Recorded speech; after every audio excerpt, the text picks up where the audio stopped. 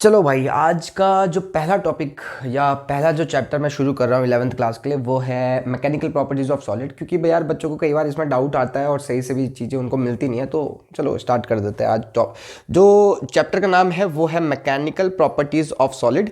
ठीक है, mechanical properties of solid. मैं कोशिश करूंगा ज़्यादा से ज़्यादा मैं इस वीडियो में कवर कर पाऊँ। ओके, तो सबसे पहले जो शुरुआत करते हैं वो है रिजिड बॉडी से। What is rigid body?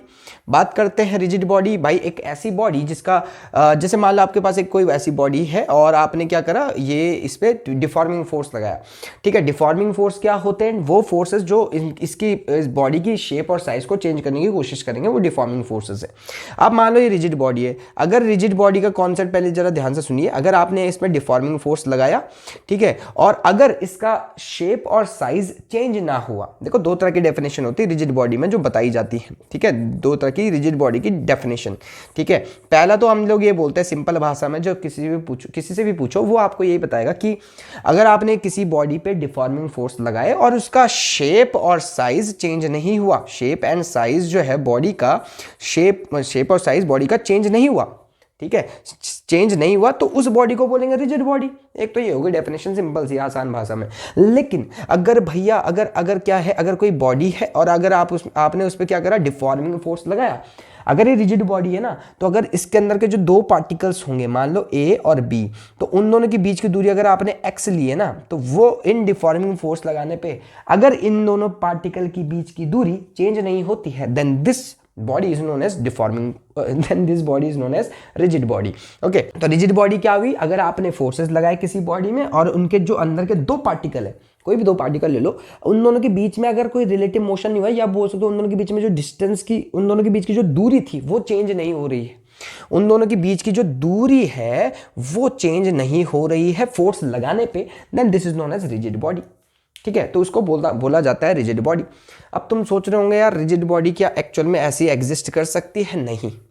Ideally rigid body, ideally जो कॉन्सेप्ट है वो रिजिड बॉडी का माना जाता है, क्योंकि हर एक बॉडी कहीं ना कहीं डिफॉर्म कर जाती है, किसी पर्टिकुलर फोर्स पे डिफॉर्म कर जाएगी। तो रिजिड बॉडी का जो कॉन्सेप्ट है वो एक आइडियल कॉन्सेप्ट है। प्रैक्टिकली ऐसी कोई पॉसिबल नहीं है रिजिड बॉडी की परफेक्टली रिजिड बॉडी कोई बॉडी होगी जिसमें कभी डिफॉर्मेशन ही ना हो, ऐसा नहीं हो सकता।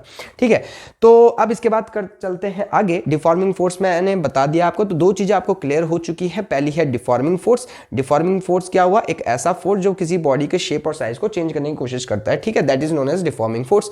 दूसरा हमने पढ़ा रिजिड बॉडी के बारे में।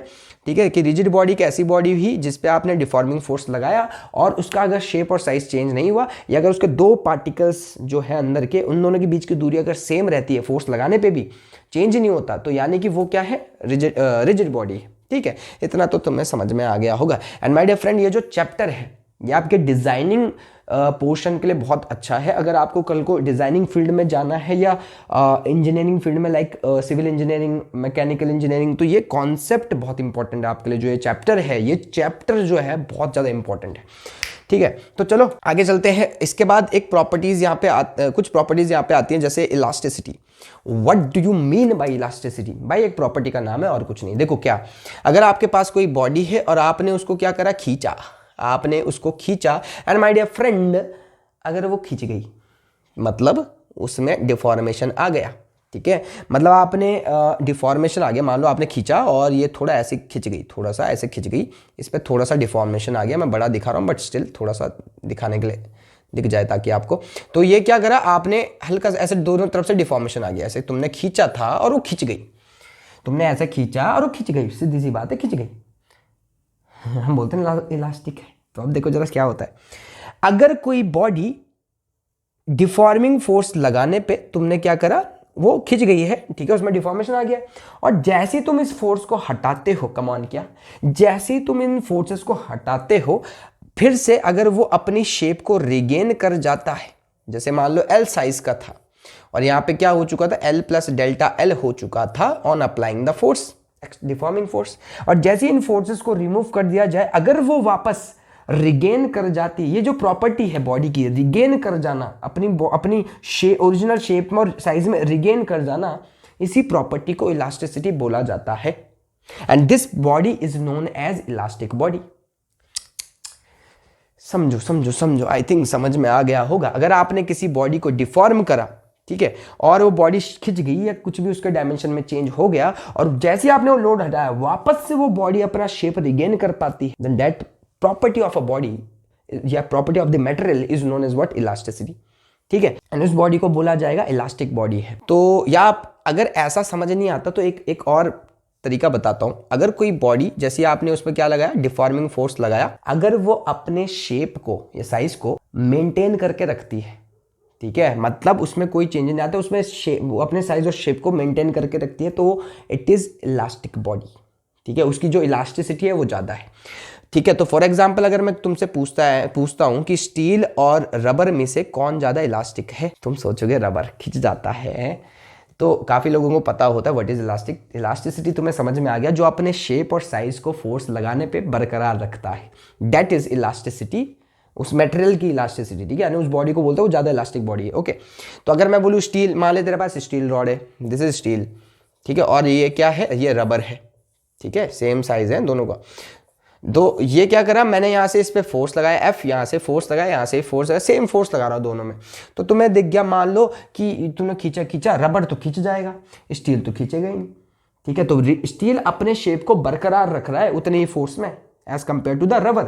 ये अगर तुम छोड़ोगे वापस आएगा, बिल्कुल, इट इज ऑल्सो इलास्टिक, ये भी इलास्टिक है, वो भी इलास्टिक है, अभी तो समझ में आ रहा है। लेकिन जैसे जैसे मैं फोर्स बड़ा करता जाऊंगा दोनों केसेस में, मान लो F1 कर दिया, F1 कर दिया, दोनों केस में और ज्यादा बड़ा है और ज्यादा बड़ा है, एक टाइम आएगा रबर टूट जाएगा, बट स्टील नहीं टूट। ठीक है, स्टील से पहले रबर ही टूटेगा, तुम्हें पता है। तुमने खींचा, इसको भी खींच ही नहीं रहा है, अपने शेप को बरकरार रख रहा है, और ये वाला खींचा छोड़ रहा है, वापस आ जा रहा है शेप में, यानी कि इलास्टिक बॉडी, पता चल रहा है इलास्टिसिटी है। जैसे ही खींचा ज्यादा फोर्स लगाया और चटक से टूट गया, मतलब ये अपने शेप को बरकरार नहीं रख पाया उतने ही फोर्स पे जितने पे स्टील रख पा रहा था, यानी कि स्टील जो है वो ज्यादा इलास्टिक है as compare to the rubber. ठीक है, तो ये प्रॉपर्टी मैंने आपको समझा दिया, आई होप समझ में आ गया होगा इलास्टिसिटी क्या होती है। ठीक है, नेक्स्ट जो है हम पे वो है परफेक्टली इलास्टिक बॉडी। मैं तुम्हें बता दूं, इलास्टिसिटी में ये आता है परफेक्टली इलास्टिक बॉडी क्या होती है।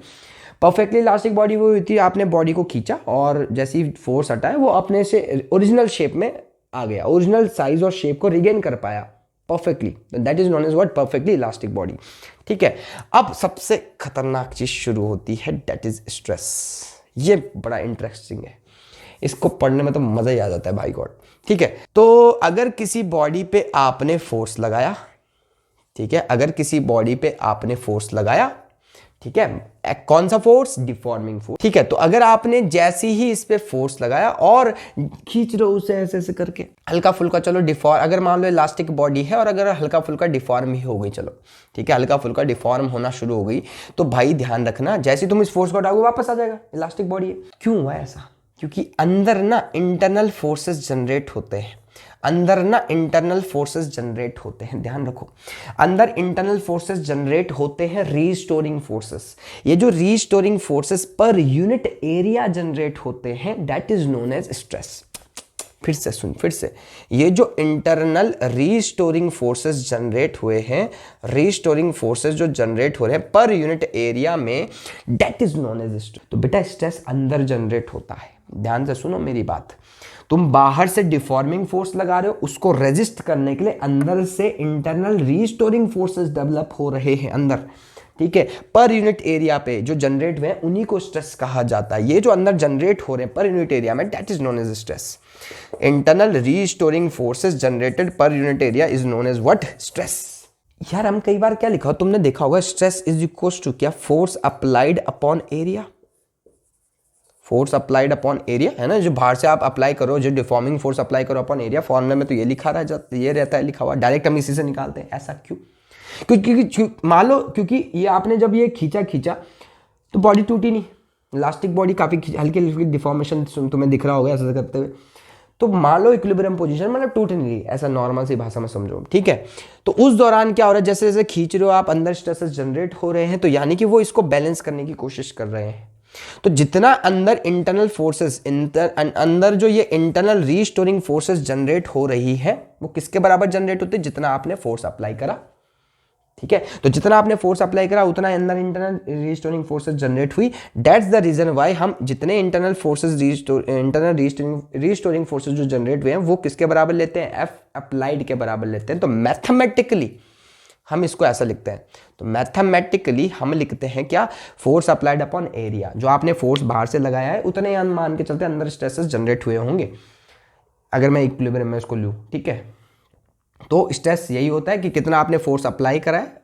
आप अगर ऐसे बोल रहे हो, अगर आप बाहर के केसेस से हिसाब से बोल रहे हो, बाहर के केस के हिसाब से मतलब डिफॉर्मिंग फोर्स के हिसाब से बोल रहे हो, तो आप बोलो आपने स्ट्रेस लगाया है। और अगर अंदर वाले केस के हिसाब से बोलो जो एक्चुअल में होता है, तो स्ट्रेस जनरेट हुई है। आई होप समझ में आ रहा हो इन चीज़ों का। तो मैं नेक्स्ट क्लास में इस चीज़ को एलैबोरेट करूँगा आगे, ताकि वीडियो अभी बड़ी ना हो, इसलिए मैं यहीं पे छोड़ रहा हूँ उसे, ठीक है। तो take care, bye bye, see you, Tata.